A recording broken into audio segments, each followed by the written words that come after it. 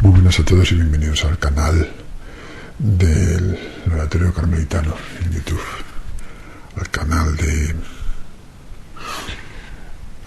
tu sitio de oración y de reflexiones cristianas. Continuamos con las reglas, si os parece, de los movimientos eremíticos independientes, de los ermitaños independientes y del movimiento eremítico en general. Y ahora nos vamos a centrar, después de haber dicho la regla del eremitorio carmelitano, nos vamos a centrar en la regla de vida primitiva de la Orden de la Bienaventurada Virgen María del Monte Carmelo, es decir, los carmelitas, que es la regla promulgada que San Alberto les dio a los eremitas de los primitivos, los primeros ermitaños del Carmelo. San Alberto, que era patriarca de Jerusalén y que fue luego confirmada por Inocencio IV. Así que es una regla de vida eremita de los ermitaños carmelitas, una de la más antigua.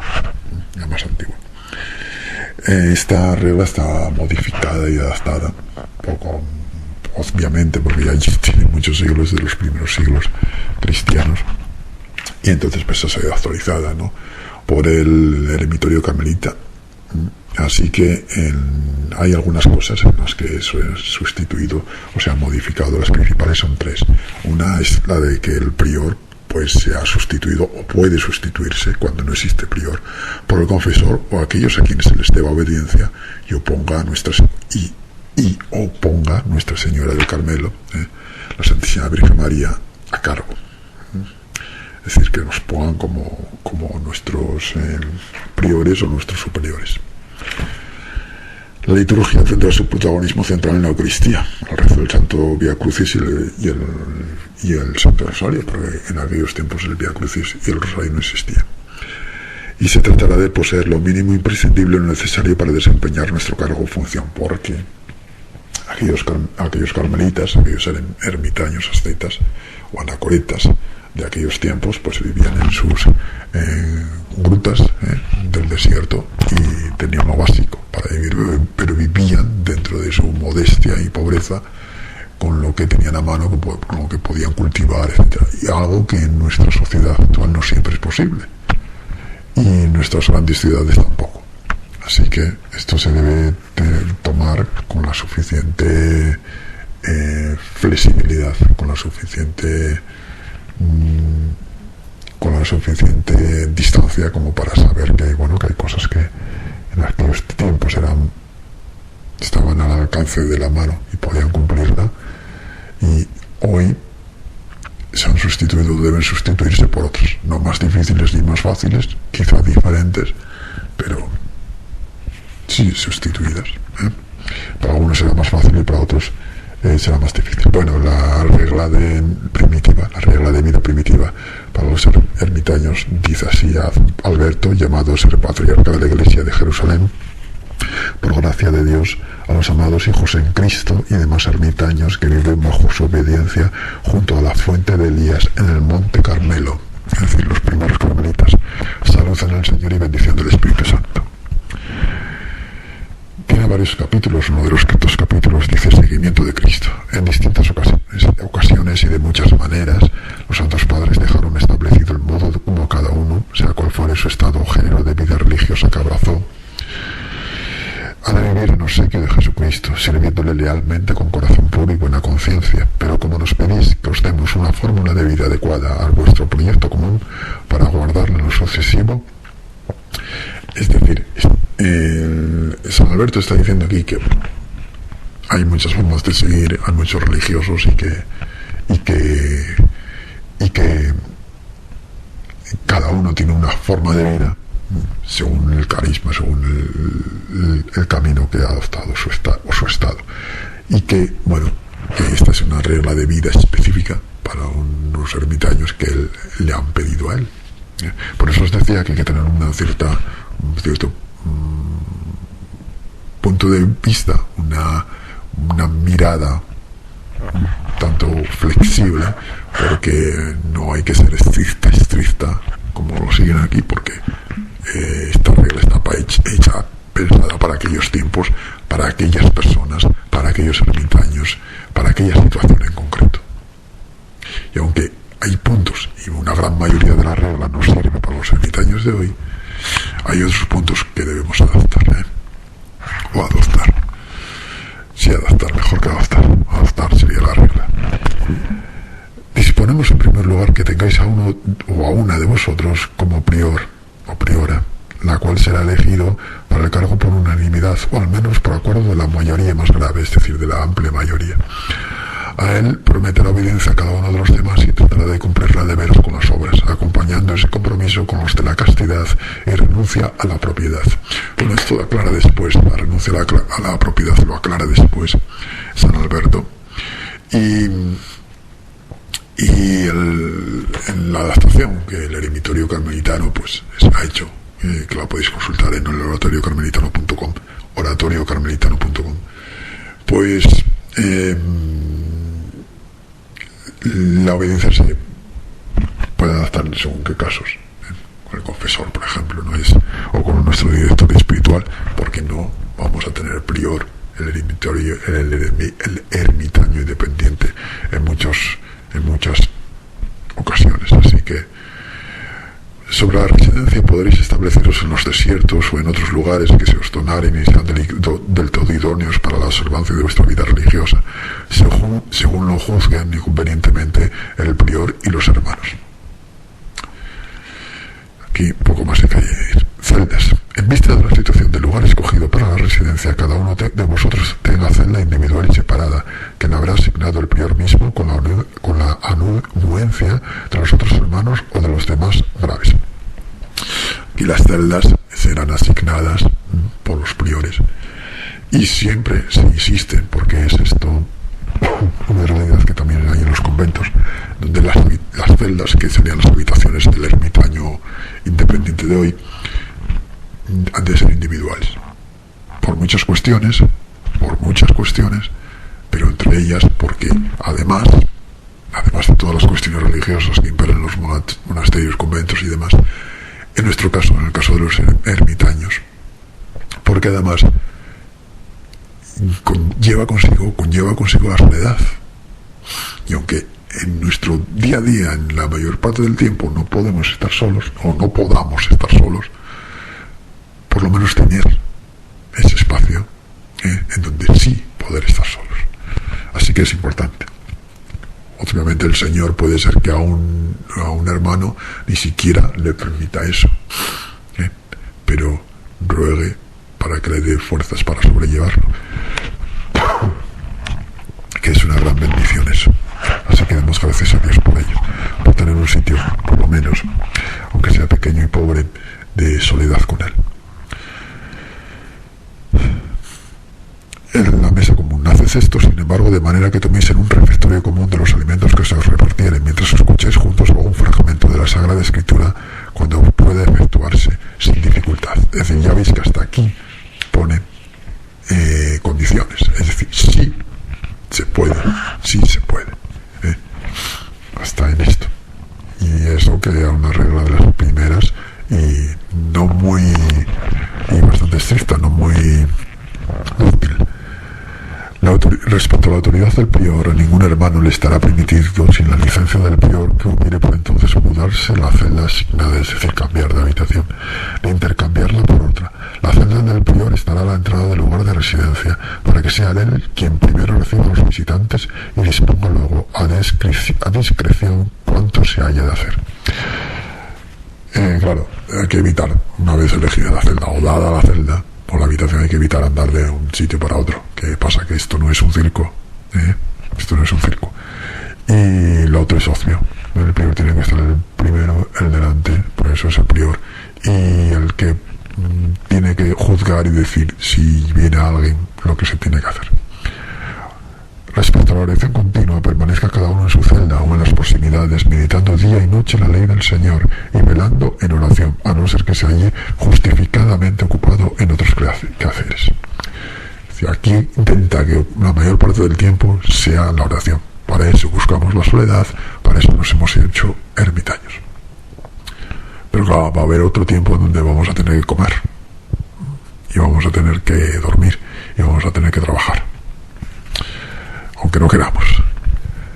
Respecto a la liturgia de las horas, los que saben rezar las horas canónicas con los clérigos las recitarán conforme a las disposiciones de los santos padres y a la costumbre legítima de la Iglesia. Los que no sepan dirán 25 Padres Nuestros por maitines, excepto los domingos y solemnidades, en cuyo oficio de vigilia mandamos a duplicar ese número de manera que se repita la oración dominical 50 veces. Se dirán 7 Padres Nuestros en las laudes de la mañana, así como en las restantes horas, menos vísperas, en que deben rezarse 15. Ya veis que aquí ponen unas condiciones de oración reglada, lo cual está muy bien. Y además da cierta flexibilidad, porque en aquellos tiempos quien sabía leer y escribir no eran todos, y entre los ermitaños pues menos. Renuncia a la propiedad y comunidad de bienes. Ningún hermano considerará nada como suyo propio, teniendo todo en común. El prior, por medio del hermano que haya designado para ese oficio, distribuirá a cada uno cuanto le haga falta, atendiendo a la edad y a las necesidades personales. Pero atended aquí, porque hay lícita posesión de algunos bienes. Se autoriza la posesión de mulos en la medida de los precisos, así como la cría de algunos animales o de aves. Aquel tiempo eran mulos, hoy serán otra cosa, ¿vale? Oratorio para el culto divino. Construid, si ello es posible sin mayor incomodidad, en medio de las celdas el oratorio, donde habéis de reuniros cada mañana para participar en la celebración de la misa, cuando resulte fácil en la práctica. Colación de temas espirituales y corrección fraterna. Asimismo, los domingos u otros días, si fuera menester, tened juntos una colación sobre la observancia en la vida común y la salvación de las almas. En este encuentro se corregirán también con caridad las faltas y las culpas de los hermanos de haberlas en alguno. Observad aquí una cosa muy importante, y porque eso es tan importante los eremitorios, el eremitorio carmelitano, aunque sea virtual, y la abadía Reina del Carmelo, aunque sea virtual. ¿Por qué? Porque ya en aquellos siglos se aconsejaba que entre los hermanos tuvieran una cierta relación y saber y dilucidar un poco entre ellos cómo iban las cosas. O sea que al final acabase uno rezando maitines a las 10 y otro maitines a las 9 o a las 6 de la mañana. Y esto podría ser lo menos grave de todo. Así que para corrección fraterna y para consejo y también para comunicar ciertas cosas es bueno y aconsejable que incluso los ermitaños se reúnen de vez en cuando. Ayuno. Guardad ayuno todos los días menos los domingos, desde la fiesta de la exaltación de la Santa Cruz hasta el día de la resurrección del Señor, a no ser por enfermedad o debilidad física u otra causa razonable que no esté sujeta a la ley. Bueno, esto se persigue en todo momento, la abstinencia. Vamos a entrar en la abstinencia, pero mirad, antes quiero hacer una observación. Porque se persigue en todo momento que las obligaciones no sean una carga añadida, inútil e inservible, y que su único fin sea siempre el crecimiento espiritual, de tal modo que siempre impere la libertad de los hijos de Dios. O sea, aquí las abstinencias y demás se pueden convertir, sin un consejo adecuado, en una salida, podemos decir, una salida de olla, lo que se diría ahora mismo, ¿no? Un desastre, y al final incluso llevarte a dejar la vida religiosa. Y a las penitencias que siempre nos va a poner el Señor y las incomodidades del día ya son en muchos casos más que suficientes, penitencias. Así que no añadamos más a nuestras espaldas si es que no podemos sufrirlo, y si queremos, pues acudamos al director espiritual o a alguna persona de confianza o alguna persona entendida en los asuntos divinos para que nos ilumine. Pero no querer tirarnos nosotros a una hoguera de fuego diciendo que esto va a gustar mucho a Dios, porque nos estaremos confundiendo bastante. Observad la abstinencia de carne, a menos que la toméis como remedio en caso de enfermedad o debilidad. O sea, que hasta aquí dice, bueno, dejad de tomar, no toméis carne, pero si lo necesitáis, no pasa nada porque lo hagáis. Y ya que debido a los viajes, observad esto, tenéis que mendigar a menudo vuestro sustento. Fuera de casa podréis comer legumbres preparadas con carne, a fin de ahorrar molestias a quien os dé hospedaje, pero queda autorizada la comida de carne en las travesías.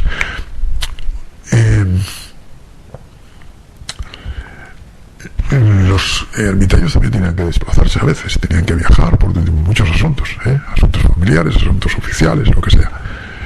Y bueno, no, como no tenían nada, tenían que mendigar no dinero, mendigar comida. Estamos hablando de mendigar ahí dinero, mendigar comida. Y claro, ¿quién se debe imperar más que la abstinencia, que los sacrificios, que no sé qué? Debe imperar la caridad. Y por caridad del prójimo, pues oye, si el que estaba en tu casa, el que te llevaba a su casa y te daba comida, o te daba comida por el camino, no tenía otra cosa, o llevaba carne, pues oye, no le ibas a pedir tú otra cosa, no, dame merluza, o dame espaguetis. No. Entonces, si llevaba carne, comías carne, y está, y no pasaba nada. Armas para el combate espiritual. Puesto que la vida del hombre en este mundo es tiempo de prueba, esto lo dice Job 7.1, y todo el que se propone de vivir como buen cristiano sufre persecución, Timoteo 3.12, y nuestro enemigo el diablo, como león rugiente, ronda buscando a quien devorar, 1 de Pedro 5.8, procurad con toda solicitud poner las armas que Dios os da para poder resistir a las estratagemas del diablo. Abrochaos el ceñidor de la castidad, protegeos por el peto de piadosas consideraciones, pues escrito está: el pensamiento santo te guardará. Proverbios 2.11. Procurad vestíos la justicia, a fin de amar al Señor vuestro Dios con todo el corazón, con toda el alma, con todas las fuerzas, y al prójimo como a vosotros mismos. Tened siempre asido el escudo de la fe, que os permitirá apagar las flechas incendiarias del malo, pues sin fe es imposible agradar a Dios. Claro, ¿cómo vas a agradar a alguien si no crees que existe? No puedes contentar a nadie. Lo primero tienes que creer que a quien vas a contentar, que de verdad te va a escuchar, te va a oír, tienes que tener esa confianza, y esa confianza surge de la fe. Tomad por casco la salvación, confiando en el único Salvador que libera a su pueblo de los pecados. Que la espada del Espíritu, toda la palabra de Dios, os pueble colmadamente. Colosenses 3.16. Y los labios y el corazón. Y cuanto hagáis, realizadlo por la palabra y para la gloria del Señor. Cuanto lo hagáis, todo.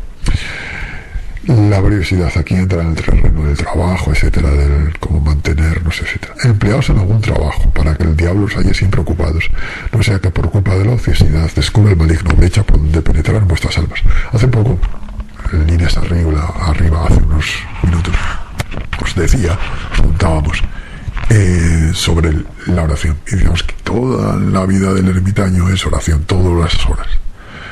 Y aquí entra en la laboriosidad y dice: ocupaos siempre en algo. Y cuando estamos diciendo oración, estamos ocupándonos de oración. Cuando estamos meditando, estamos ocupándonos de la meditación. Pero no de la ociosidad. La ociosidad es no ocuparse de nada. Y por supuesto, ocuparse también tiene que ver con el trabajo manual, con el trabajo que tengamos que hacer. Tenéis a propósito la enseñanza, así como el ejemplo del apóstol San Pablo, por el que hablaba Cristo, y al que Dios nombró pregonero y maestro para predicar a los paganos la fe y la verdad. Si lo seguís, imposible equivocaros. Escribe él: no vivimos entre vosotros sin trabajar, sino que trabajamos y nos cansamos día y noche, a fin de no ser carga para nadie. No es que no tuviésemos derecho para hacerlo, pero quisimos daros un ejemplo que imitar. Cuando vivimos con vosotros os lo mandamos: el que no trabaja, que no coma, porque nos hemos enterado de que algunos de vosotros viven sin trabajar, muy ocupados en no hacer nada. Pues a eso les mandamos y recomendamos por el Señor Jesucristo que trabajen con tranquilidad para ganarse el pan. Este es un buen camino de santidad a recorrerlo, nos dice aquí, reforzando las palabras de San Pablo. San Alberto. Os quería decir una cosa.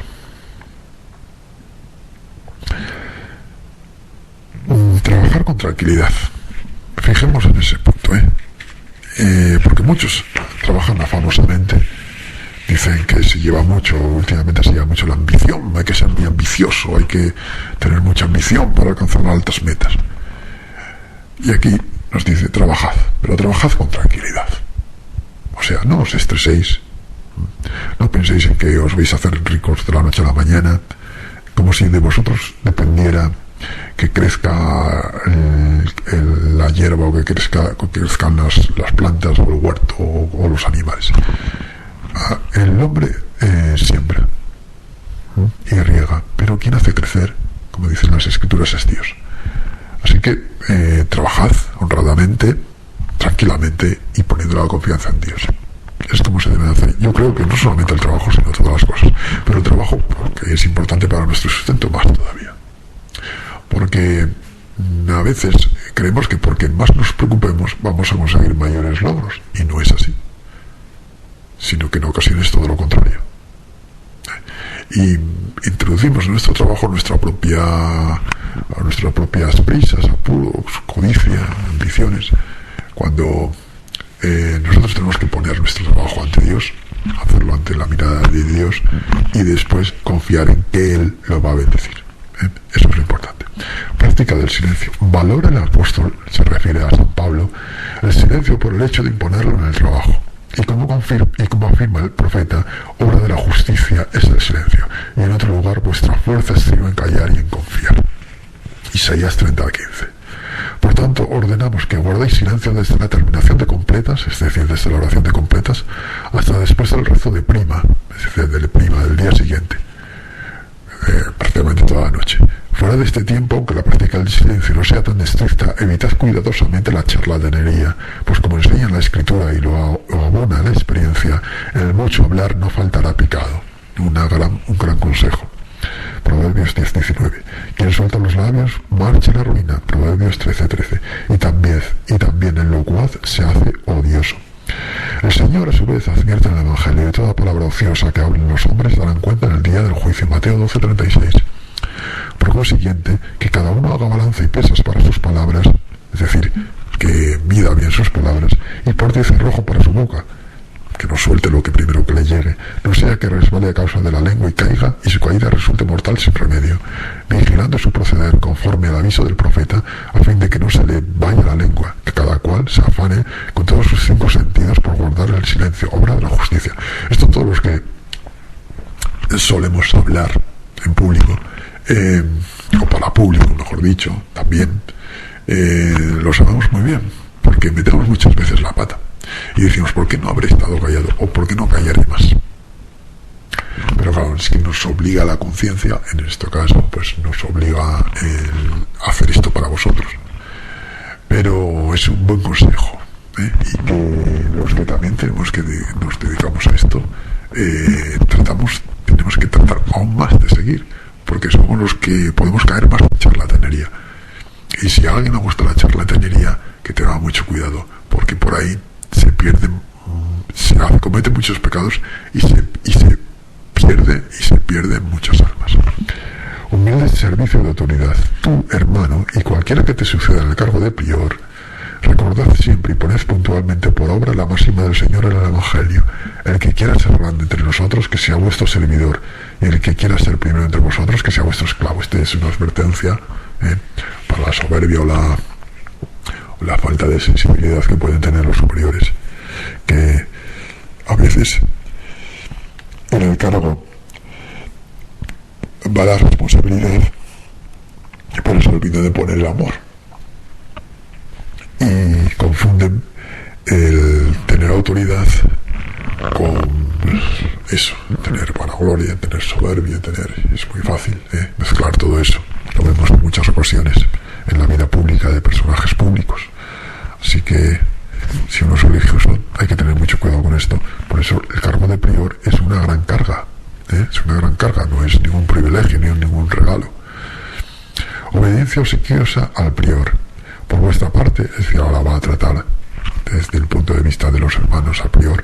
Los demás hermanos, es decir, los ermitaños, tratad con deferencia y humildad a vuestro prior, fijándoos más que en su persona, en la de Cristo, que os lo puso como superior, y que afirma a propósito de los pastores de la Iglesia: quien a vosotros os escucha, a mí me escucha; quien a vosotros rechaza, a mí me rechaza. Lucas 10:16. Hacedlo así, para que no os condenen en el juicio por menosprecio de la autoridad. Antes bien, os recompensen con la vida eterna en pago de vuestra obediencia. La obediencia es una gran virtud que es muy preciada en los hijos de Dios.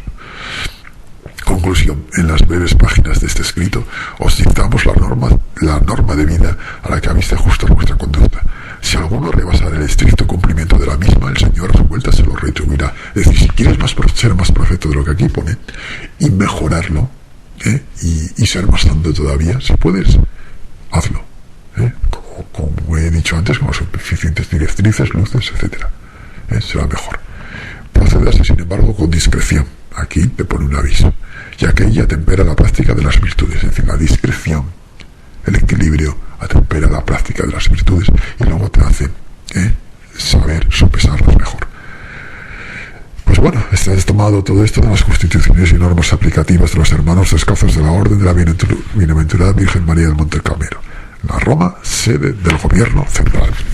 Creo que está bastante bien, bastante claro. Creo que las pocas notas que os he dicho y aclaraciones os habrán servido, espero que os sirvan de gran ayuda, este mismo la ayuda para entender una regla que por otra parte es bastante sencilla de llevar y que aún hoy los ermitaños de hoy pueden practicar convenientemente, actualizada, como tenéis en el oratoriocarmelitano.com.